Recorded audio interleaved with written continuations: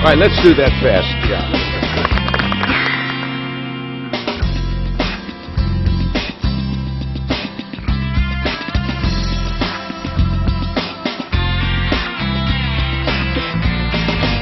As we begin the event, I would request our guests to come forward and pay tribute to Goddess of Knowledge and Wisdom, Ma Saraswati, by lighting the lamp.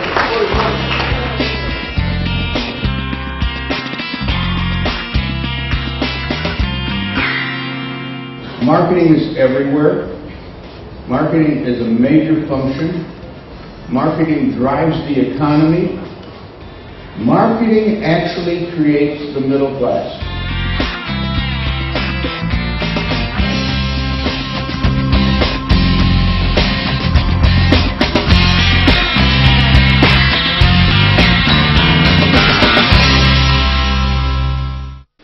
In the past, chief marketing officers or CMOs focused on traditional roles, simply marketing and not anything more than that. It was up to the CEO or the chief executive officer to perform the larger role of attracting a customer base and retaining existing customers. Clearly, no longer. Marketing as a function is moving away from the outskirts to the core of the enterprise, and the division of responsibility is clearly changing, with the role of the CMO evolving and becoming more and more complex.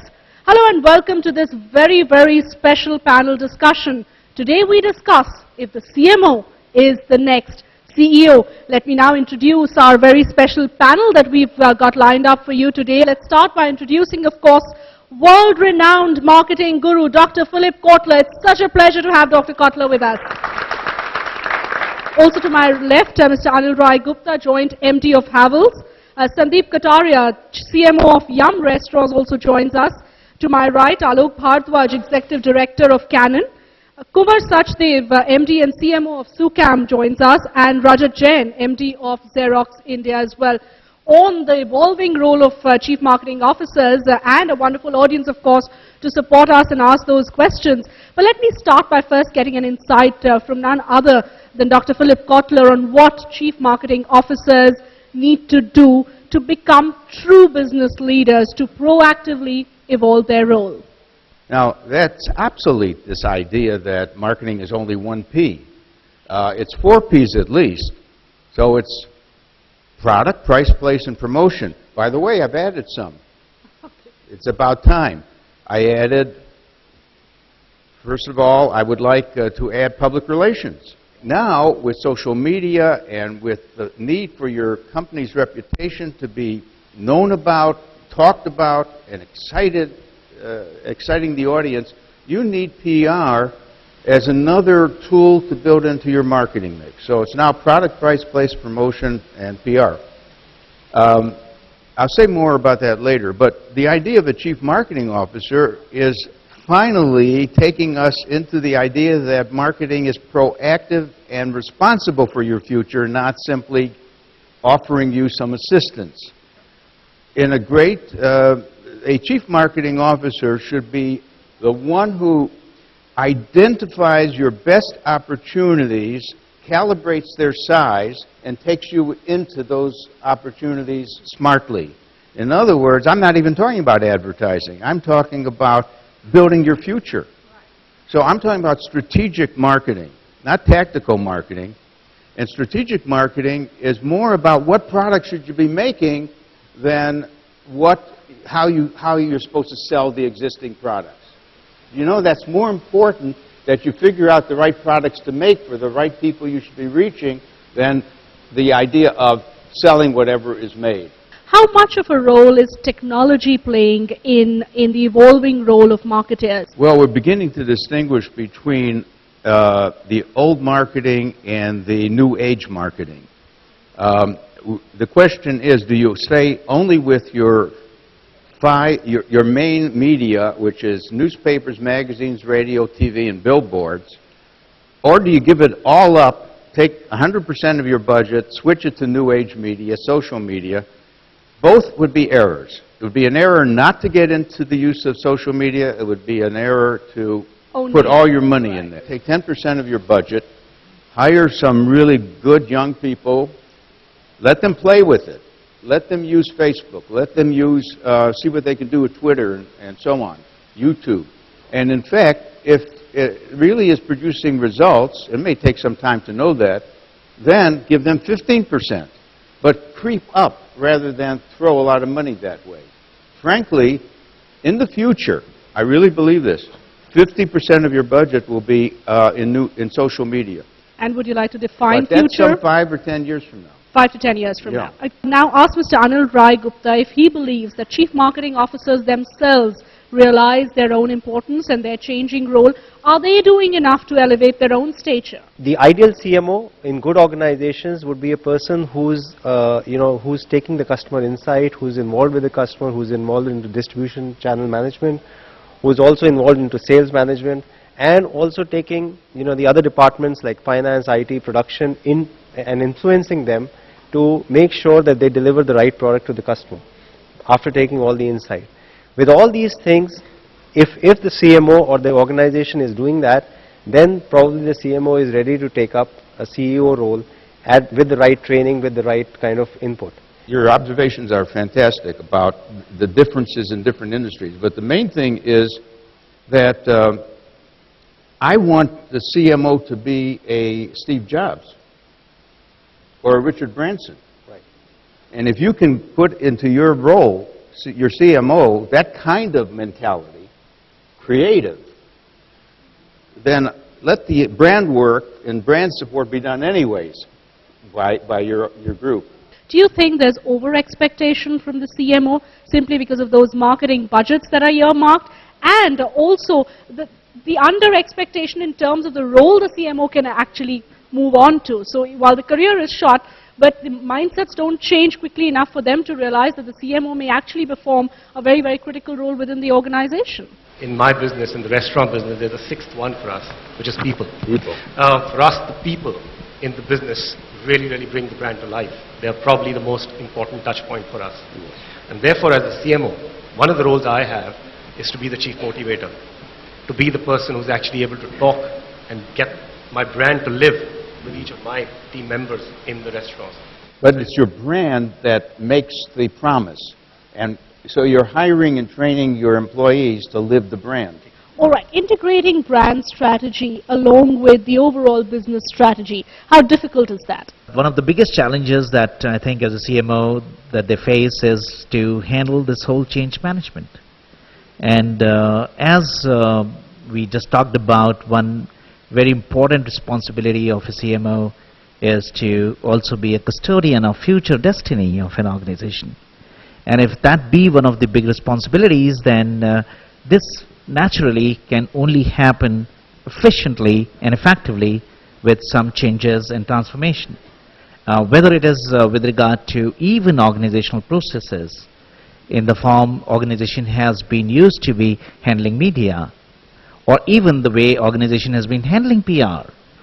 Almost every aspect of the touch points, therefore, need to be relooked at and re-examined. To challenge the status quo becomes a very important, vital part of the responsibility. Would you like to add to that? Well, yes, I would just say that many companies have to redesign themselves in this new age, all the functions. And the fact is, it's very hard to run a business and keep redesigning it. We always say that when you're flying a plane, you can't also be redesigning the plane. Yet, most companies would admit to the following, that they're not organized in the way they should be if they could start again. Because a business is a legacy thing. You've already implanted and done things, and so any business is obsolete to some extent for the job it's trying to do. And how you keep reinventing yourself as a business is a real challenge. My question now, in fact, to Kumar is that do you increasingly feel that we define the term marketing very loosely? Is it because it is now becoming broader and broader, or is it a term that's referred to very loosely when we talk about a number of functions? I would like to clear here that I am not a marketing guy. Everyone's a I don't know. marketer. Everyone's a marketer, says Dr. Kotler. So, I'm learning. We do keep experimenting, and I'm learning a lot. Because initial days I thought product is important, technology is important. Now, as Sandeep says, that I have learned that people are the most important things. Sure. What marketing is the ability, it's the ability to create customers. You're not a business if you can't create customers. Create and keep and grow. Grow the share of wallet of the customer, as a matter of fact. So it, to me, is the most important function of a company. Marketing makes us more aspirational. It shapes our aspirations. Right. It shapes our idea of what we want. And so a market-driving firm is like Steve Jobs and others, is creating lifestyles. Dr. Kotler, I'd like to take forward a particular point that you made, that everybody is a marketer. This is a very, very significant statement coming from somebody like you. Do all business leaders need to believe that they are marketing? The CEO and the CFO, they have their own markets. Right. Their market is really the investors and the owners and getting their support. If that isn't a marketing job, I don't know what is. You make impressions on other people, and you should be hiring people who are very skilled, especially when you put them in the marketing department, in knowing how to be persuasive and good. Raja Jain, how tough is it to really market a product that may be losing relevance? I think it is important, as we are living in a dynamic world, to ensure that you change with time, and therefore understanding your consumer, being close to the customer, having customer insight, believing in the power of research, and continuously sort of, shaping that is important for you not to become, irrelevant. And I think therefore, the role for a marketer is to ensure that the products and services that you're selling continue to change in tune with the changing consumer, perhaps a little bit earlier than the customer changes, and you're able to anticipate the change that's coming.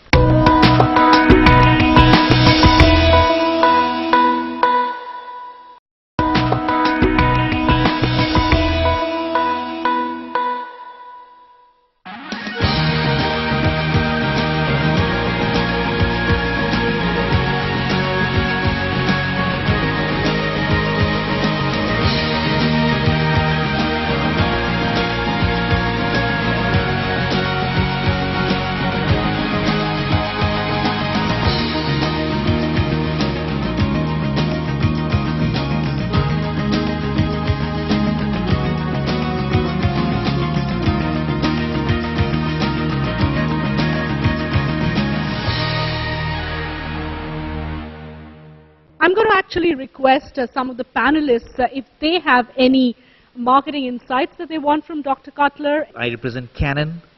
Yes, And you're with Canon. cameras and digital cameras as one category. The smartphones are making our life very difficult. I think one job of the CMO is precisely to be the person who starts looking at the whole product mix and saying, this we can phase down or out.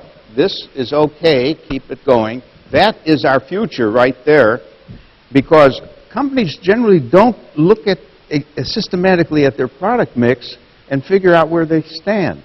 Right. In fact, there's defenders of the old products out of sympathy with the old products. They grew up with them, and they want to keep them in the mix, and they're not going anywhere.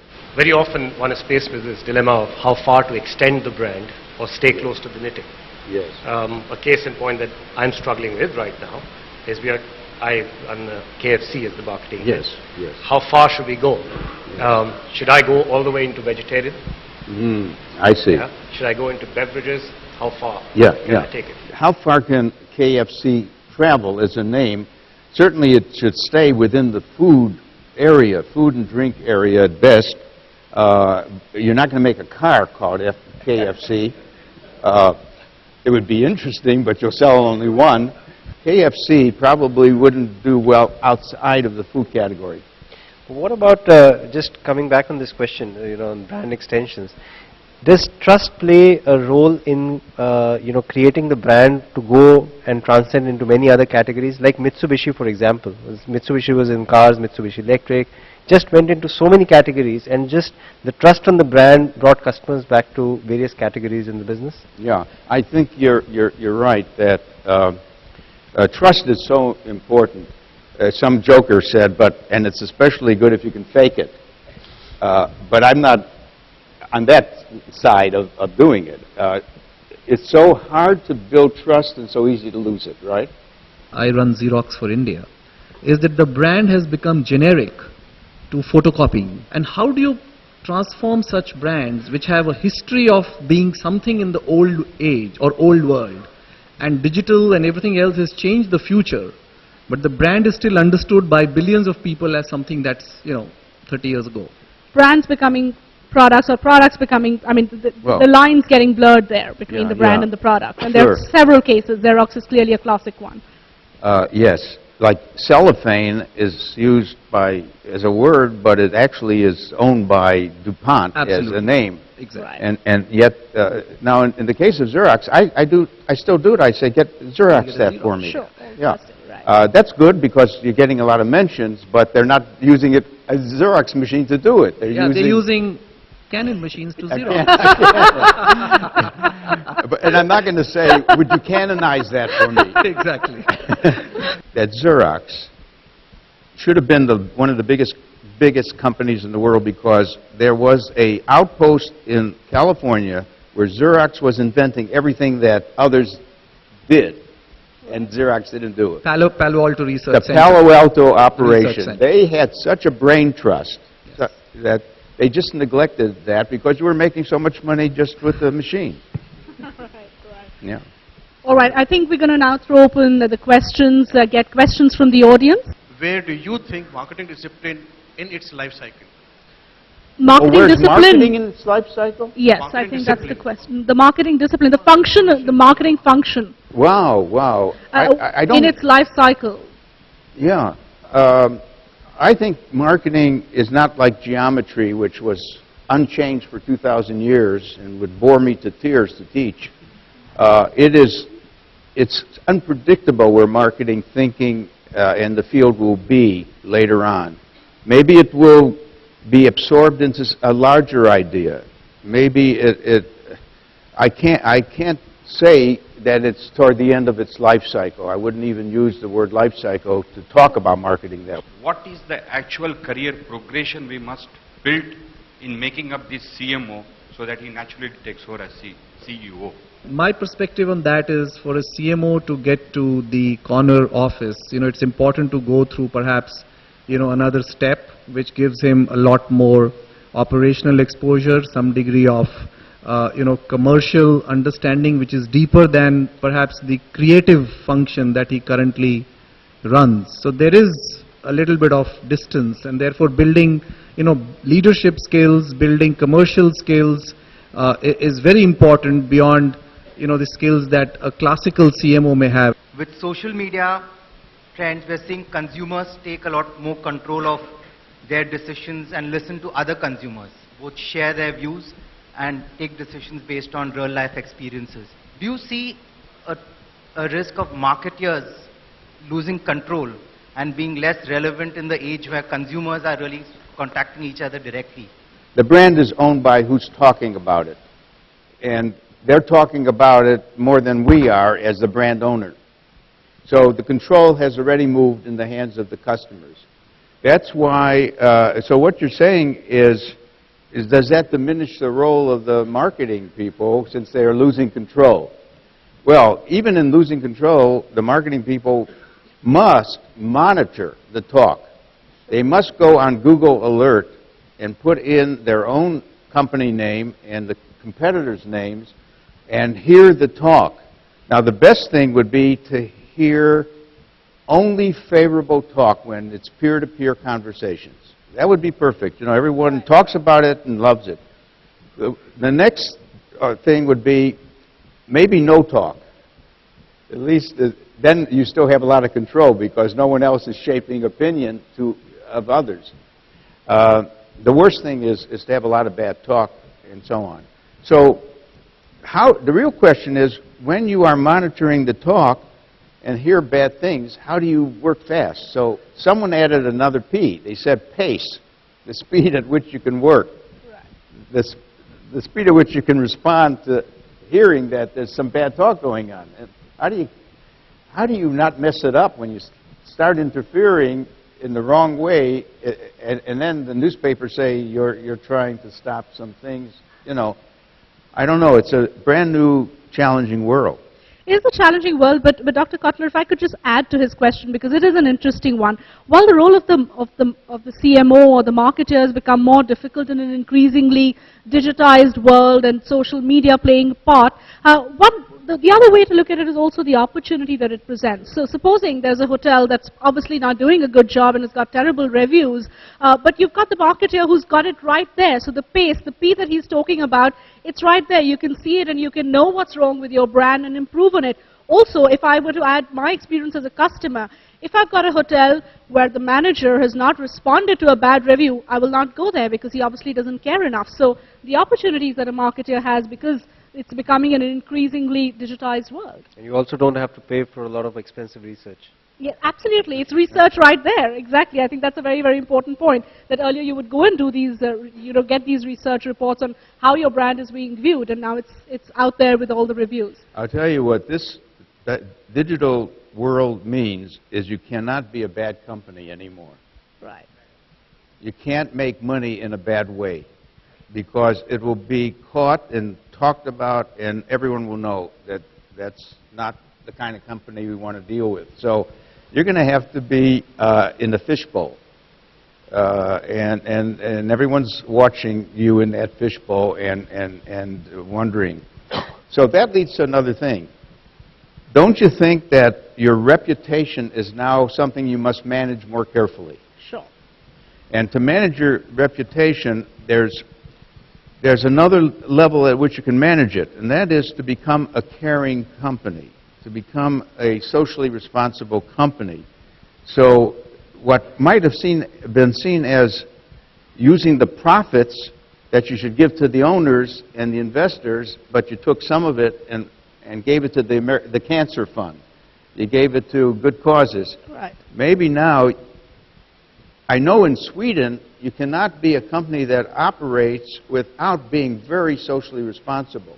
No Swedish person would buy from a company that isn't caring. That's going to happen here too. All right, it's been a very, very interesting, fascinating discussion, absolutely.